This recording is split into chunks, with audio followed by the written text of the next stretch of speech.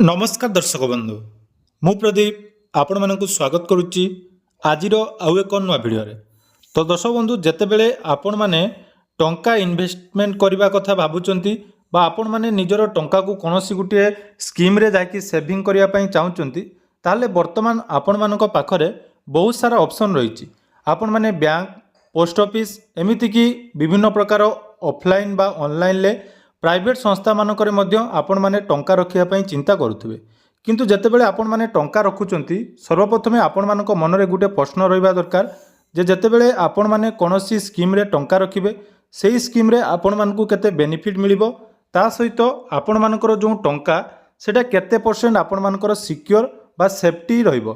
कारण देखंतु पूर्वरु आपण माने जानिथिबे विभिन्न प्रकार प्राइवेट संस्था रे आपण मानकु अधिक सुध देवा आशा रे आपण माने जो टंका चिटफंड रे हरैचंती तापरे आपण मानक मनरे एही चिंता रहिबा निहाती दरकार जे आपण मानक टंका 100% कोठारे सिक्योर रहिबो सेठारे आपण माने टंका रखिबे। तो एही भली भाबरे जदि आपण मानक मनरे चिंता अछि ताले आपण मानक पई इंडिया पोस्ट बा भारतीय डाक विभाग नहीं आछि बहुत सुंदर सुंदर स्कीम।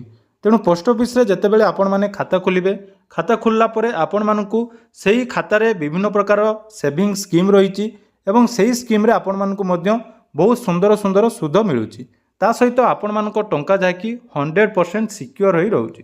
तेणु जदि आपण माने 2026 मसिया रे वर्तमान पोस्ट ऑफिस रे कोनोसी भी स्कीम रे टंका रखुचंती ताले कोन स्कीम रे आपण मानकु केते इंटरेस्ट मिलुछि आसंतु आजिर एई वीडियो रे से विषय रे संपूर्ण डिटेल्स जानिबा।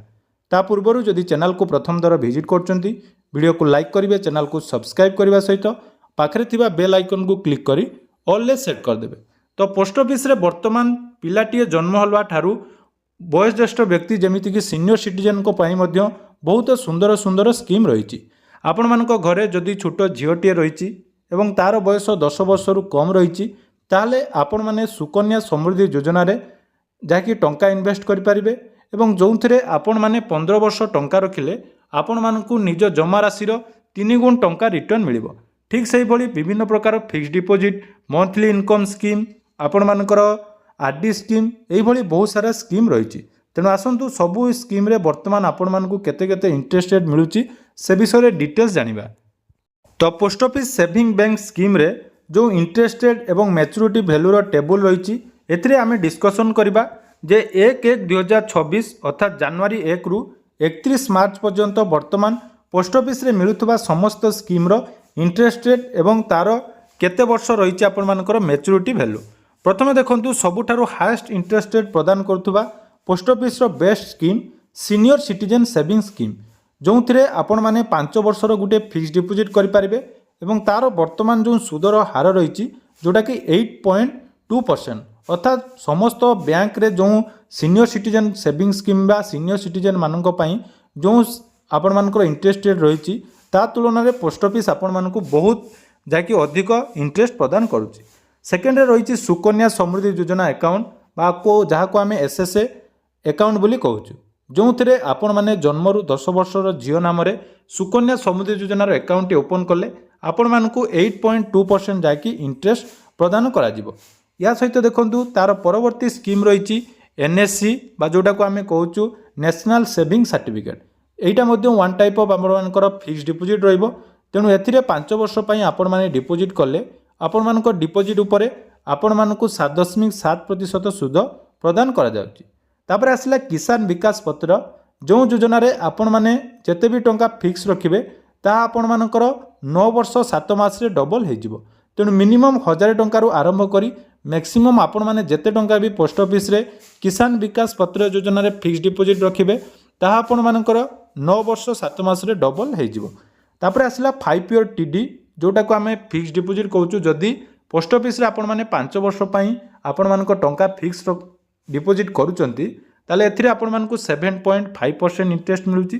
ठीक सेही भली एमआईएस बा मंथली इनकम स्कीम एटा मध्य आपण मानकर one type of fix deposit एथिरे मध्य 5 वर्ष आपण माने फिक्स रखिले प्रत्येक मास आपण मानकु जाकि इंटरेस्ट प्रदान करा जाय एवं यार इंटरेस्ट रेट देखंतु जाकि रही 7.4%। तापर आसला पब्लिक प्रोविडेंट फंड बा जोटा को आम पीपीएफ बोली कहूँ।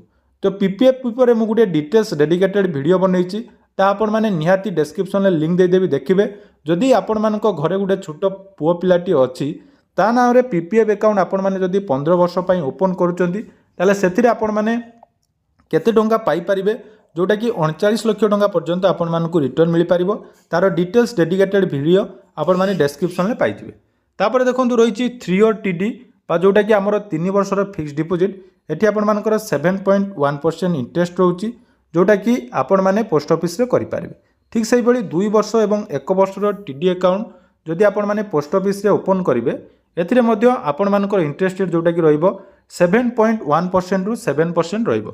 तो तापर देखंतु आपण मानकर रही रिकरिंग डिपोजिट बा जोटा को आमे आरडी स्कीम बोली कहूछु बा मासिक जमा जो आपण माने मिनिमम 100 टंका रु पोस्ट ऑफिस रे आरडी स्कीम रो अकाउंट 5 वर्ष पई ओपन करि पारिबे एवं प्रत्येक मास समान अमाउंट टंका आपण माने आरडी स्कीम रे डिपोजिट कले 5 वर्ष परे आपण मानकर जाके एठी रिटर्न मिलिबो। तापर देखंतु रही पोस्ट ऑफिस सेविंग अकाउंट। तो ये सेविंग अकाउंट रो जो इंटरेस्ट रेट रही आपण मानकर 4.4% जोटा कि समस्त बैंक रो इंटरेस्ट रेट टारू बहुत अधिक। तेणु पोस्ट ऑफिस रे जदि वर्तमान आपण माने एही सब अकाउंट ओपन करूचंती ताले आपण मानकु 31 मार्च 2026 पर्यंत एही सुधहार हिसाब रे टंका मिलिबा पई जाउची।